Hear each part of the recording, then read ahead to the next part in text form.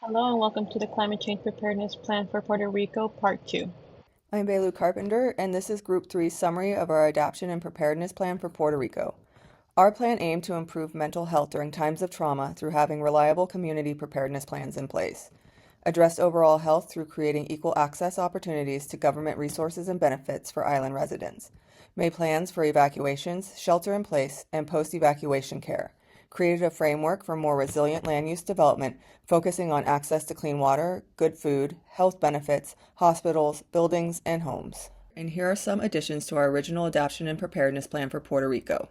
List rural communities as vulnerable. Being listed as vulnerable will aid in evacuation efforts concluding before storm conditions have a chance to impact road conditions. If roads get washed out or become impassable, this leaves rural communities unable to get out and aid unable to get in. Vulnerable status allows shelters to prepare to receive more people earlier by knowing ahead of time rural communities could be coming in with other listed vulnerable communities. Include maintenance programs. Establishing maintenance programs to maintain existing and new infrastructure with prioritization of regular resurfacing of roads. Institute vehicle weight limits. Restrict vehicle weight limits on the more vulnerable roads so the pavement won't degrade as quickly. Tree removal.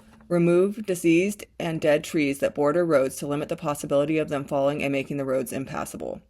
Rebuild power lines underground. To protect power lines from getting knocked down onto roads, making them impassable and potentially mixing live wires with water. This will hopefully also keep power on in areas where otherwise would not be with above ground lines.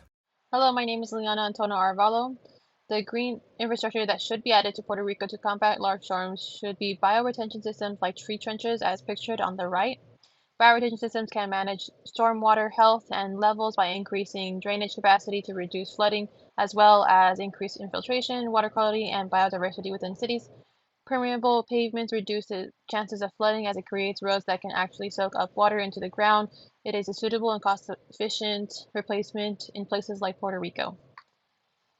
Nature-based solutions that can be implemented in Puerto Rico is mangroves. As more mangroves are added to coastlines around Puerto Rico, there is a potential for less erosion and flooding from wave impact force caused by storms like Hurricane Maria and can be seen modeled below.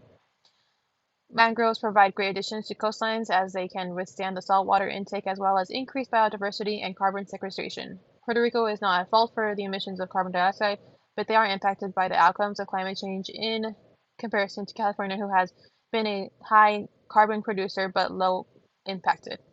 Working to improve green infrastructure in Puerto Rico is a necessary step towards resilience in the islands from hurricanes and large rainstorms.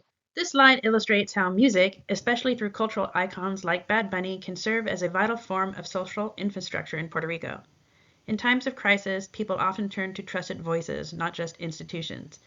Bad Bunny, through his music and activism, unites communities, amplifies local struggles, and encourages civil engagement. The image of the sad heart symbolizes the emotional toll of disasters, but also the cultural pride that sustains resilience. By partnering with musicians for emergency communication, supporting youth-led art initiatives, and using music for mental health outreach, we can strengthen not only disaster response, but also identity and hope. Music reaches people where formal systems often cannot. That is why it should be integrated into preparedness and adaptation plans, because cultural connection is just as critical as physical infrastructure when it comes to recovery and resilience. Human, Animal, Environmental, and Planetary Health Goals by Zoe Webster. The goal for increasing human health outcomes in the face of disaster is to bolster resilience in communities by ensuring vulnerable communities have access to proper disaster relief and precautions in terms of functional healthcare facilities, reliable transportation, access to food, and preventative measures to limit damage. The aspects of our plan that specifically handle human health includes changes to land use that mitigate the harmful effects of disasters.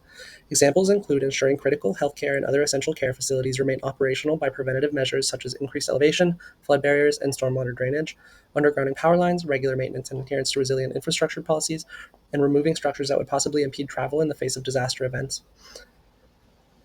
This also includes creating disaster plans that are equitable across all levels of socioeconomic diversity by identifying vulnerable communities.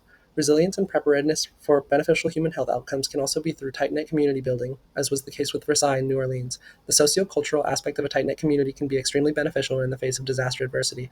As Tracy mentions, things like art and contribution to culture can be a strong influence on community unity. and thus resilience.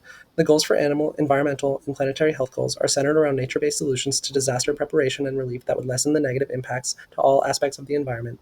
This can be done through implementing nature-based and green infrastructure solutions mentioned by Liliana, like mangroves and coral reefs, that not only can mitigate the damage caused by storm surges and flooding, but also help to benefit the environment in terms of biodiversity and carbon sequestration.